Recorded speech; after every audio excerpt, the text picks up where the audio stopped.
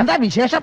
അപ്പ അറിഞ്ഞില്ലേ? ഉത്തരവാദിത്തപ്പെട്ട ആരെങ്കിലും മെറ്റയോട് ആവശ്യപ്പെടാതെ ഒരിക്കലും മെറ്റ ഈ കാര്യം ചെയ്യില്ല എന്ന് സാമൂഹ്യ മാധ്യമങ്ങളിലെ ഇത്തരം നിയന്ത്രണങ്ങൾ സംബന്ധിച്ച് മനസ്സിലാക്കിയിട്ടുള്ള ഏതൊരാൾക്കും അറിയാൻ വേണ്ടി കഴിയുന്ന ഒരു കാര്യമാണ്. അതെ, പക്ഷെ അത് ഇവിടെ പറയാൻ കാര്യം അതെ, കാര്യമുണ്ട്. ഈ സംസ്ഥാനത്ത് ഇങ്ങനൊരു മാധ്യമ അടിയന്തരാവസ്ഥയിലേക്ക് കാര്യങ്ങൾ പോകുന്നുണ്ടെങ്കിൽ ഉത്തരവാദിത്തപ്പെട്ട, നിങ്ങൾ പറഞ്ഞില്ലേ, നിങ്ങൾ തന്നെ പറഞ്ഞില്ല 3 മണിക്കൂർ കൊണ്ട് ഉത്തരം കിട്ടുന്നുണ്ട് എന്ന്. എന്തുകൊണ്ട് മെറ്റയ്ക്ക് ഒരു മെയിൽ സന്ദേശം അയച്ച് ചോദിച്ചുകൂടാ? ഉപദേശം കൊള്ളാം വർമ്മ സാറേ, പക്ഷെ ചെറിയൊരു പ്രശ്നമുണ്ട്.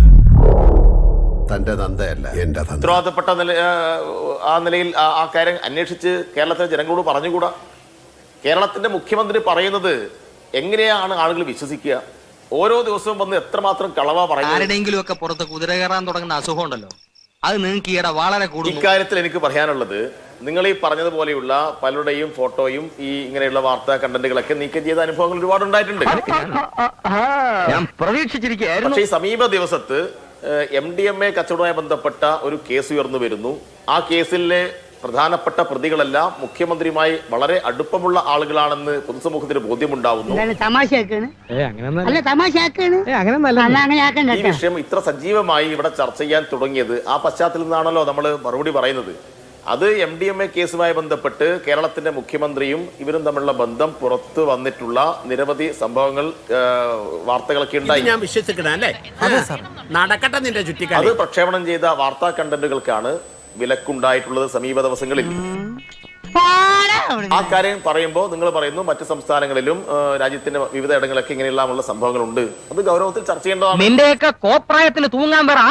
എന്റെ ഒരു ആവശ്യം എന്ന് പറയുന്നത്, ഞങ്ങൾ ആവശ്യപ്പെടുന്നത്, കേരളത്തിൽ സമീപ ദിവസങ്ങളിൽ ഇത്രയേറെ പ്രശ്നങ്ങൾ ഉണ്ടായിട്ടുണ്ടെങ്കിൽ ആ കാര്യം സംബന്ധിച്ച് മെറ്റയുമായി സംവദിക്കാനും അന്വേഷിക്കാനും അത് കേരളത്തിലെ ജനങ്ങളെ ബോധ്യപ്പെടുത്തേണ്ടതും ഉത്തരവാദിത്വം കേരളത്തിന്റെ മുഖ്യമന്ത്രിക്കും ഗവൺമെന്റും ഉണ്ട് എന്നാണ്. പൊളിച്ചിരുന്നാ മതി. അങ്ങാടി തോറ്റന് അമ്മയുടെ അടുത്ത് കുതിര കയറുന്നത്. ലഹരിക്കെതിരെ ക്യാമ്പയിൻ ചെയ്തിട്ട് ലഹരി കച്ചവടം നടത്തി അങ്ങനെ ഒത്തിരി പേര് നമ്മുടെ നാട്ടിലുണ്ടല്ലോ, ഒരുപാട് പേര്. അതിപ്പോ എല്ലാ രാഷ്ട്രീയ പാർട്ടികളുമായി ബന്ധപ്പെട്ട് നിൽക്കുന്ന ആളുകളൊക്കെ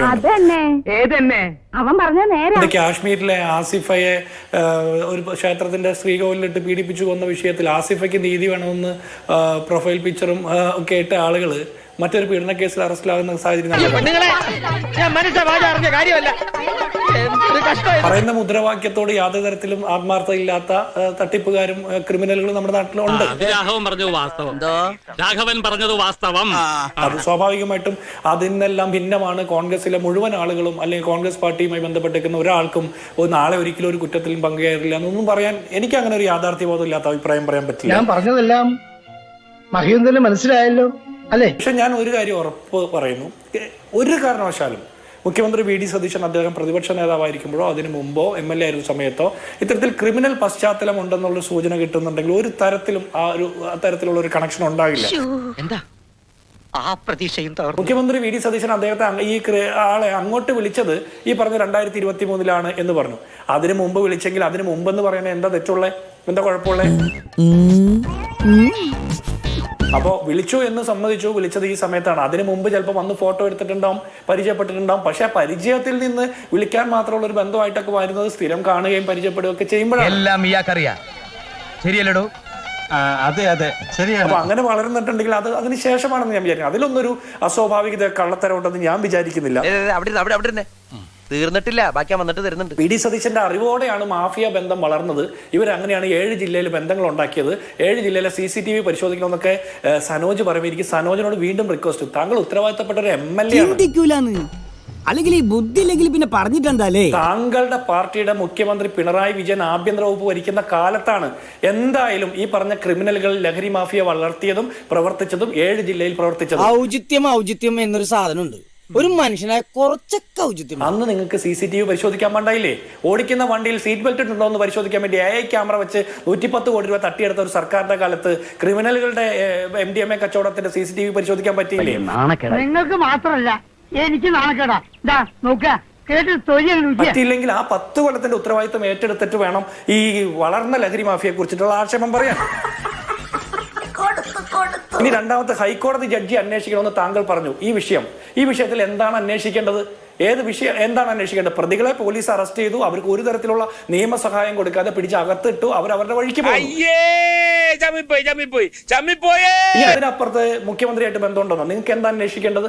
ഏത് അന്വേഷണം വേണമെങ്കിലും സ്വാഗതം ചെയ്തു. പക്ഷേ അത് CPM-ന്റെ ഒഫീഷ്യൽ അഭിപ്രായമാണോ, അല്ലെങ്കിൽ ഞാൻ ചോദിക്കട്ടെ LDF-ന്റെ അഭിപ്രായമാണോ? LDF-ന്റെ അഭിപ്രായമാണോ ഈ ലഹരി കേസിന്റെ അന്വേഷണം ഹൈക്കോടതി ജഡ്ജിയെ കൊണ്ട് അന്വേഷിക്കണമെന്നുള്ളത്? പെരുമ്പാമ്പ് വിഴുങ്ങി അവന്റെ തലയില് ഞാൻ ഒരു കാര്യം ചോദിക്കാം. നിങ്ങളുടെ പാർട്ടിയുടെ കമ്മിറ്റിയുടെ ഒരു റിപ്പോർട്ടുണ്ട്. ലഹരി കച്ചവടത്തിലൂടെയും സ്വർണ്ണ കച്ചവടത്തിലൂടെയും കൊട്ടേഷൻ പണിയിലൂടെയും ആർജിച്ച പണം കൊണ്ട് പാർട്ടിയിൽ പല പല സ്ഥാനങ്ങളിലേക്ക് പടിപടിയായി ഉയർന്നു വരുന്നു എന്നുള്ള റിപ്പോർട്ട്. ജാഗ്രത ഉണ്ടാവണമെന്ന് സംസ്ഥാന സെക്രട്ടറി MV ഗോവിന്ദൻ തന്നെ പറഞ്ഞൊരു റിപ്പോർട്ട്.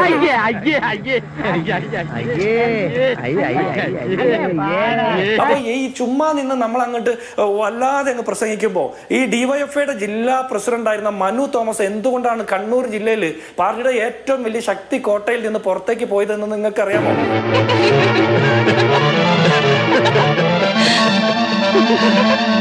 പോയിന്റഡ് അല്ലാത്ത ആക്ഷേപം പറഞ്ഞ് മുഖ്യമന്ത്രി VD സതീശനെ ആക്ഷേപിക്കാൻ വേണ്ടിയിട്ട് അപഹാസ്യമാകുന്നത് ഒരു പ്രതിപക്ഷമാണ് കേരളത്തിലെ. ഞാൻ പറയാം, പോയിന്റ് ആയിട്ടുള്ള കാര്യമാണ്. ഒന്നാമത്തെ കാര്യം, ഇദ്ദേഹത്തിന് യൂത്ത് കോൺഗ്രസുമായി ബന്ധമില്ല എന്ന് പറയുന്നു. എന്നാൽ അദ്ദേഹം യൂത്ത് കോൺഗ്രസിന് ലഹരി വിരുദ്ധ ജാഥ നയിച്ച ആളാണ്. എന്നാൽ ഈ ഉതുപ്പ് പ്രസിഡന്റിന് എന്നാ പറ്റിയേ? 7 ജില്ലയിലെ ബന്ധത്തെ കുറിച്ച് പറഞ്ഞു. അപ്പൊ അദ്ദേഹം പറയാണ്, എന്താണ് ഇതിൽ കൂടുതൽ അന്വേഷിക്കാനുള്ളത് എന്നാണ്. എന്താണ് അന്വേഷിക്കാനുള്ളത് എന്ന് ജിൻഡോ എങ്ങനെയാ പറയാ? 7 ജില്ലയിൽ സംബന്ധിച്ച് എത്ര വർഷമായി ഈ കാര്യങ്ങൾ സംബന്ധിച്ച് ഇതൊക്കെ അന്വേഷിക്കണ്ടേ? അഭിപ്രായം പറയൂ. ഞാൻ ചോദിക്കുന്നത് അഭിലാഷ്, ഞാൻ ചോദിക്കുന്നത് സനോജ്, ഞാൻ ഒന്ന് ചോദിച്ചോട്ടെ. ജിൻഡോ ആരാണ്? സമയം അവസാനം മിനിറ്റ് ആയതുകൊണ്ട് ഞാൻ ചോദിക്കണ്ടേ സനോജ്, നിങ്ങൾ ഉത്തരവാദിത്തപ്പെട്ട MLA ആയിട്ട് LDF-ന്റെ ആവശ്യമാണോ, CPM-ന്റെ ആവശ്യമാണോ, ഹൈക്കോടതിയിലെ സിറ്റിംഗ് ജഡ്ജിയെ കൊണ്ട് ഈ വിഷയത്തിൽ അന്വേഷിക്കണമെന്ന് എന്താണ് നിങ്ങളുടെ ആവശ്യം? ഇനിയിപ്പോ എന്തോ ചെയ്യും? ചക്ക കുഴയുന്ന പോലെ സർക്കാരിന്റെ അധികാരത്തിന്റെ തണലിൽ ഏതെങ്കിലും രീതിയിലുള്ള കായംകുളത്തെ MLA ആയിരുന്ന പ്രതിഭയുടെ മകൻ കഴിവിന് കിട്ടിയ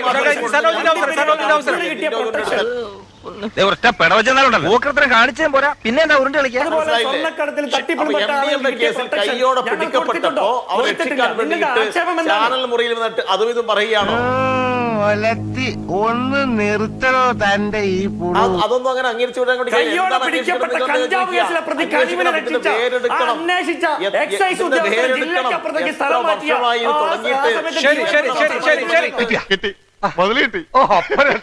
അപ്പോ നാളെ നേരത്തെ തന്നെ ഇങ്ങോട്ട് എത്തണം കേട്ടോ.